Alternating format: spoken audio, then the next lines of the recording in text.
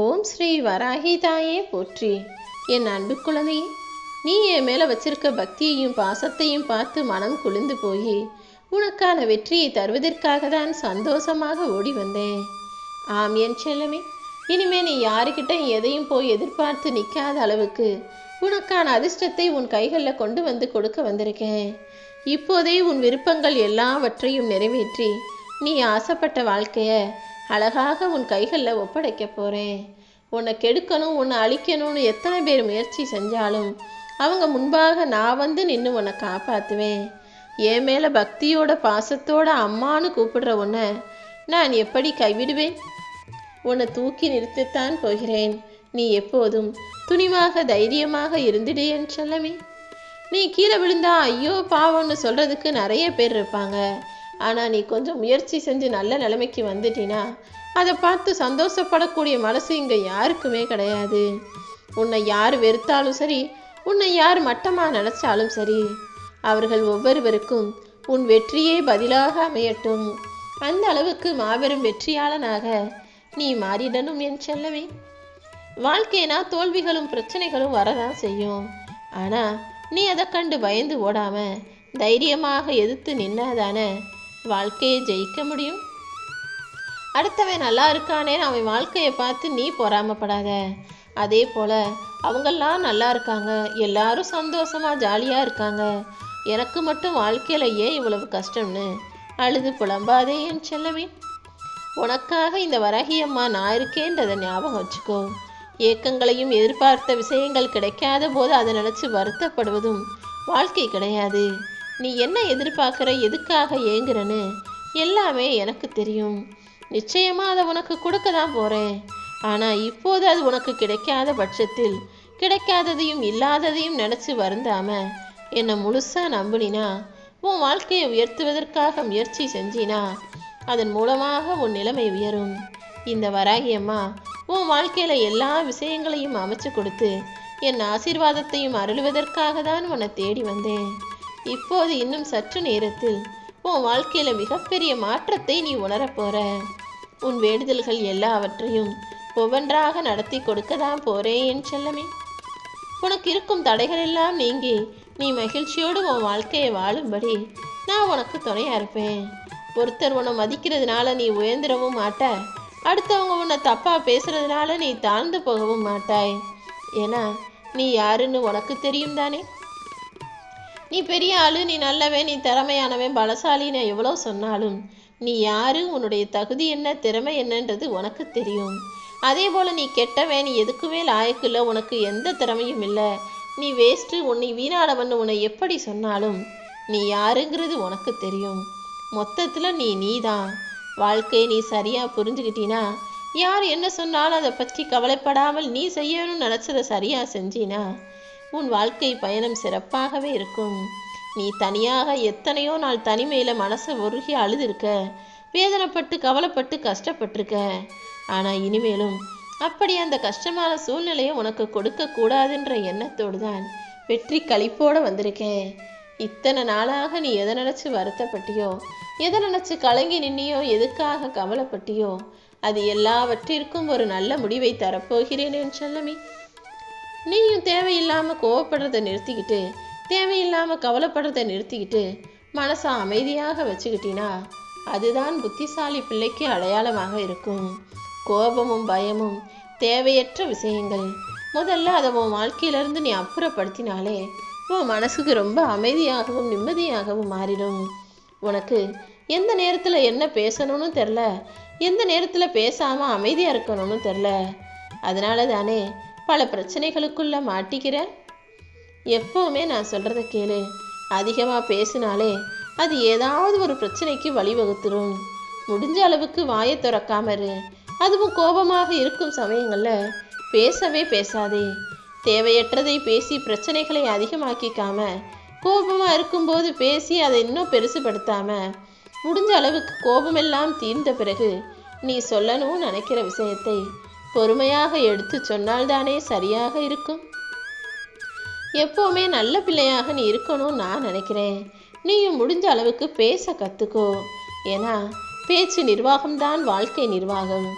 ஒரு மனிதனை வாழ்க்கையில் உயர்த்துவதும் ஒரு மனிதன் வாழ்க்கையில் சீரழிந்து கெட்டழிந்து உயிரே இழப்பதற்கும் கூட பேச்சு எத்தனையோ இடங்கள்ல காரணமாயிருக்கு.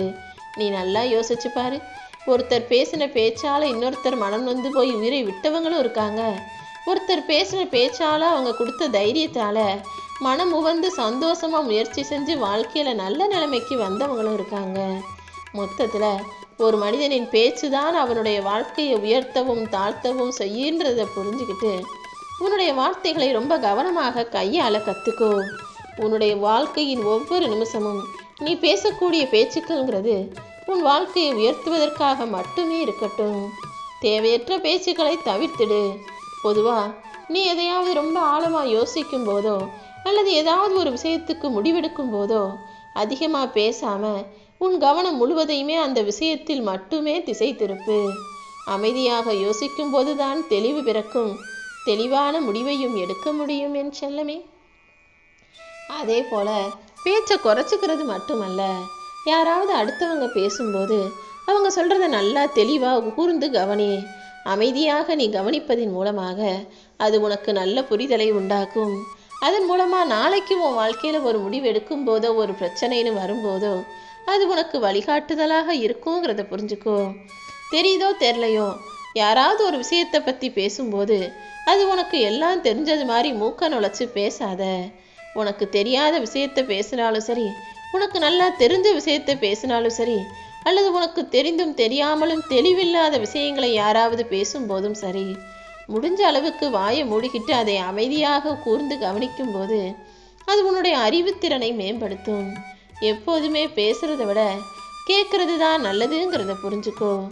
என்ன ஆபத்து நடக்க போதுன்னு தெரியாம தெரியாத விஷயங்களையெல்லாம் தெரிந்தது போல பேசாதே என் செல்லமே.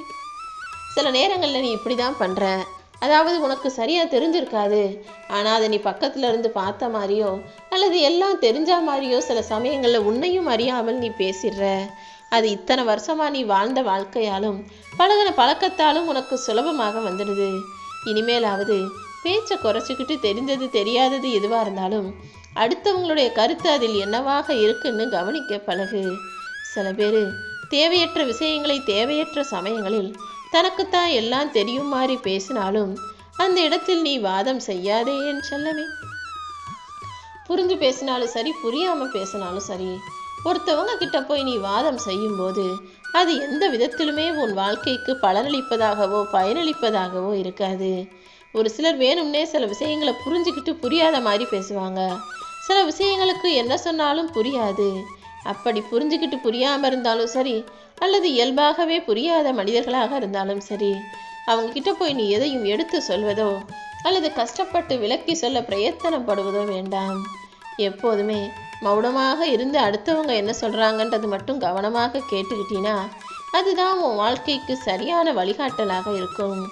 யாராவது அவங்க கஷ்டத்தையோ அவங்க பிரச்சனையோ உன்கிட்ட சொல்லும்போது நீ ரொம்ப அமைதியாக அதை காது கொடுத்து கேட்டுட்டு பேசாம இருந்துரு. அதை விட்டுட்டு நான் அவங்களுக்கு ஆலோசனை சொல்றேன், அவங்க பிரச்சனைக்கு ஒரு முடிவு சொல்றேன்னு போய் சொல்லி நீயாகவே வம்புல மாட்டிக்காதே என் செல்லமே. சில பேருக்கு ஒரு ஆலோசனைக்காக சொல்லலாம். சில பேர் உன்கிட்ட சொன்னா கொஞ்சம் மனசு ஆறுதலா இருக்கும் அப்படின்னு நினைச்சு கூட சொல்லுவாங்க. யார் என்ன சொன்னாலும் அதை அமைதியாக கேட்டுட்டு பேசாம இருந்துரு. அவங்க ஏதாவது பதில் கேட்டா மட்டும் நீ பேசு. எந்த நேரத்துல எப்படி பேசணும், எப்போ பேசாம அமைதியா இருக்கணும்ன்றதையும் நீ கத்துக்கணும் என் செல்லமே. சண்டை நடக்கும்போதும் சரி, தேவையற்ற வாக்குவாதம் இருக்கும் இடங்களிலும் சரி, அல்லது சும்மா வீணா பேசி பொழுத போக்குறவங்க கிட்டையும் சரி, பொருந்தாத இடத்திலும் சரி, மௌனமாக அமைதியாக விலகிச் செல்வதுதான் உன் மன அமைதிக்கும் நிம்மதிக்கும் வழியாக இருக்கும். அது மட்டுமல்ல, பேச்சு ஒரு பக்கம், இன்னொரு இடத்துல நீ பேச வேண்டிய இடங்கள்ல பேசாம தயங்கிக்கிட்டே இருக்க. அந்த தயக்கத்தை விட்டொழித்தாலே வெற்றி விரைந்தோடி உன்னை தேடி வருமே செல்லமே. தன்னம்பிக்கையும் விடாமுயற்சியும் உனக்கு நண்பர்களாக இருந்தால் வெற்றி நிச்சயம் உனக்கு கிடைக்கும். அதை விட்டுட்டு தயக்கமும் சோம்பேறித்தனமும் முயற்சியின்மையும் உனக்குள்ள இருந்ததுன்னா அது உன் வெற்றிக்கே எதிரியாக இருக்கும். அதனாலதான் தயக்கத்தை தூக்கி போட்டுட்டு துணிச்சலை உனக்குள்ள வளர்த்துக்கோன்னு சொல்றேன். இந்த வராகி அம்மா உனக்கு துணையாக இருக்கும்போது கெட்டது எப்படி உன்னை நெருங்க விடுவேன்? என்ன பிரச்சனை வந்தாலும் என்ன கஷ்டம் வந்தாலும் அது உனக்கு கொடுக்கப்பட்ட சவால்னு நினைச்சுக்கோ. சவால்களுக்கு பயந்து வாழ்க்கையை விட்டு விடலாமா? தைரியமாக இரு. இந்த வராகி அம்மா நிச்சயமாக உனக்கான உயர்வை கொடுப்பேன். எதெல்லாம் நடக்கணும் நீ ஆசைப்படுறியோ அது அத்தனையையும் உன் வாழ்வில் நடத்தி கொடுப்பேன்னு உறுதி அளிக்கத்தான் வெற்றி களிப்போடு உன்னை தேடி வந்தேன். இனிமே நீ ஆசைப்பட்ட ஒவ்வொரு விஷயமும் தொடர்ந்து நடப்பதையும் அடுத்தடுத்து உன் வாழ்வில் நீ வெற்றி அடைவதையும் பார்த்து ஆனந்த கூத்தாட போற. அந்த அளவுக்கு உனக்கான அதிர்ஷ்டத்தை உன் வாழ்விலேயே கொடுப்பதற்காக தான் இந்த வராகி அம்மா இப்போது உன்னை தேடி வந்தேன் என் செல்லமே. இனிமே உன் வாழ்க்கை நல்லபடியாக மாறப்போகுது.